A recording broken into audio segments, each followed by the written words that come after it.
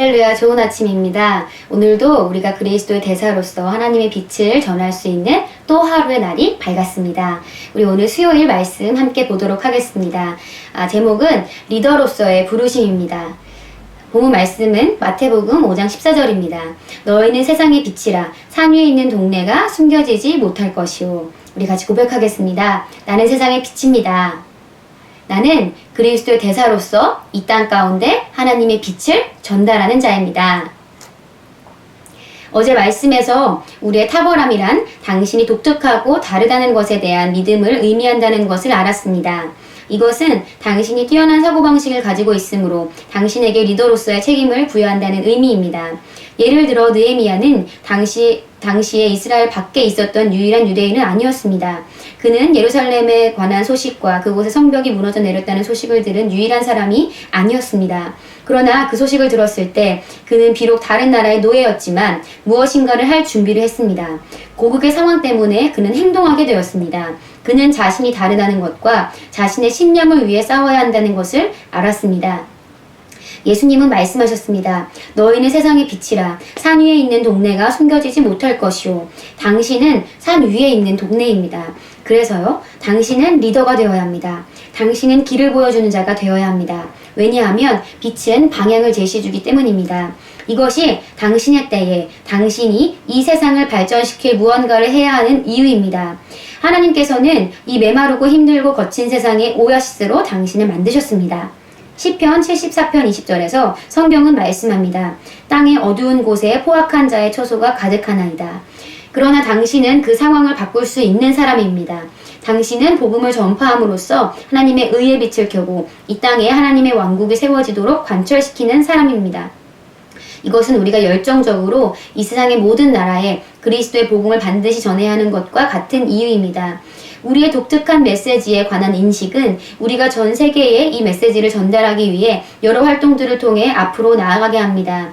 주님께서는 우리가 이 세상을 바꿀 수 있도록 그분의 말씀에 대한 독특한 계시를 주셨습니다. 그리고 우리는 물이 바다를 덮는 것처럼 그분의 말씀의 지식이 이 세상을 덮도록 우리의 부르심을 성취합니다. 아멘. 네. 우리가 어떤 말씀을 들었습니다. 우리는 지금 이 복음을 들었습니다. 여러분께서는 이 복음을 듣고 계시고 이 복음에 대해서 배우고 계십니다. 그리고 여러분이 이 말씀을 받아들이셨다면 여러분의 삶 가운데 반드시 이 말씀의 혜택이, 이 말씀이 여러분의 삶 가운데 열매가 맺혀지고 있을 것입니다. 그리고 이 복음에서 우리에게 약속한 그런 유업들을 여러분이 여러분의 삶에서 누리고 계시다고 한다면 우리에게는 책임이 있습니다. 우리는 리더가 돼야 됩니다. 우리 모두는 다른 사람들을 그리스도께로 인도할 리더가 돼야 됩니다.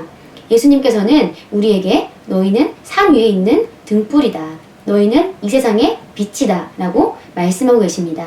그리고 오늘 말씀의 실제에서 빛은 방향을 제시해주고 있다고 얘기하고 있습니다. 또 이것은 당신의 때에 당신이 이 세상을 발전시킬 무언가를 해야 한다고 이야기하고 있습니다. 우리가 이 시대에 이 동네에 또 내가 이 나이로 태어난 이유가 있습니다. 하나님께서는 우리를 향한 명확한 목적을 가지고 계시고 그분은 실패한 디자이너가 아닙니다. 그분은 완벽한 분이십니다. 그렇기 때문에 우리는 실수로 이 땅에 태어난 것이 아닙니다. 어떤 사람 한 사람도 실수로 이 땅 가운데 온 사람은 없습니다. 우리는 하나님의 정확한 시간에 정확한 때에 이곳에 있습니다. 그리고 우리는 이 말씀을 들었습니다. 느헤미야를 보면은 느헤미야가 오늘 말씀의 예화로 나오고 있습니다. 그 당시 예루살렘의 그런 안타까운 소식을 들은 자들이 많이 있다고 했습니다. 예루살렘의 안타까운 소식을 들은 사람들이 많은 가운데 그 중에서 느헤미야는 그 소식 가운데 자신이 해야 할 일들을 발견하였고 그것을 붙잡았습니다. 왜냐하면 그는 자신이 선택받은 자라는 것을 알고 있었고 또한 그가 이 일을 해야 하는 자라는 것을 알았기 때문입니다. 이 땅 가운데 하나님께서 우리를 보내신 목적이 있습니다. 당신이 당신의 지역에 살고 있는 이유가 있습니다. 당신이 자주 만나는 그 이웃을 만나는 이유가 있습니다. 우리 모든 사람은 각자 자신의 세계를 가지고 있습니다. 마태복음 마지막에서 예수님께서 우리에게 말씀하십니다. 우리에게 명령하셨습니다. 너희는 온 땅으로 가라. 너희는 온 세상으로, 온 민족에게 가라. 여기서 말하는 그 민족은 우리가 같은 문화를 공유하는 그 그룹을 말합니다. 같은 문화를 공유하는 그룹입니다. 모든 사람들은 자신의 세계를 가지고 있습니다. 30대 여성들은 자신들이 자주 만나는 30대 여성이 자신들의 세계가 될 것입니다.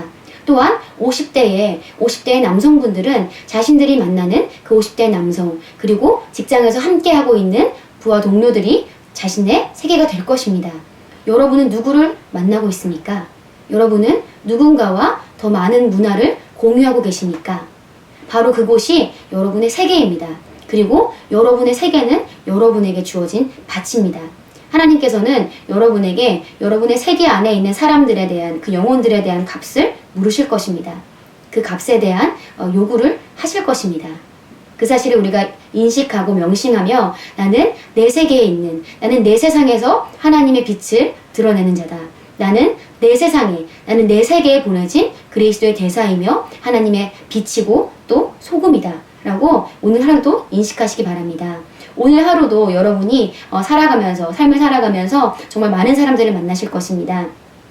자녀의 친구의 부모를 만나게 될 일도 있으실 것이고, 또한 내 자녀의 선생님을 만나게 되실 수도 있습니다. 또 여러분이 직장에 다니시고 계신다고 한다면 여러분의 직장 동료들을, 또 직장 상사와 직장 부하들을 만나게 되실 것입니다. 그럴 때 여러분의 세계 안에서 여러분은 하나님의 빛으로 기능하셔야 됩니다. 오늘 우리가 이 말씀을 다시 한번 생각하시면서 나는 내 세상에 하나님의 빛으로 존재한다. 그리고 주님께서는 이 빛으로 그들에게 바른 방향을 제시하기를 원하고 계신다. 나를 통해서. 오늘 말씀의 실제가 우리에 대해서 굉장히 아름답게 표현한 문장이 있습니다. 하나님께서는 이 메마르고 힘들고 거친 세상에 오아시스로 당신을 만드셨습니다. 네. 여러분 정말 그 세상 사람들을 만나보시면 그 사람들이 얼마나 의미 없는 인생을 살고 있고 정말 불안한 가운데, 두려움 가운데, 또 많은 염려 가운데 정말 힘들어하고 있는 것을 여러분이 알고 계실 것입니다. 하나님께서는 이 메마르고 거친 세상 가운데 우리를 오아시스로 만드셨습니다. 당신을 만나는 자마다 목마름을 해결하게 될 것입니다. 여러분을 만나는 사람들마다 해답을 얻게 될 것입니다. 하나님께서는 그렇게 우리 삶을 디자인하셨습니다. 얼마나 아름다운 삶이고 얼마나 의미 있는 삶입니까? 우리는 하나님의 영광을 위해 이 땅 가운데 살고 있습니다. 우리 같이 한번 고백하겠습니다. 나는 메마르고 지친 삶 가운데 이 땅에 하나님께서 만드신 오아시스다. 나를 만나는 자는 복음을 얻게 될 것입니다. 나를 만나는 자는 해답을 얻게 될 것입니다. 나를 만나는 자는 그 갈증을 해결하게 될 것입니다.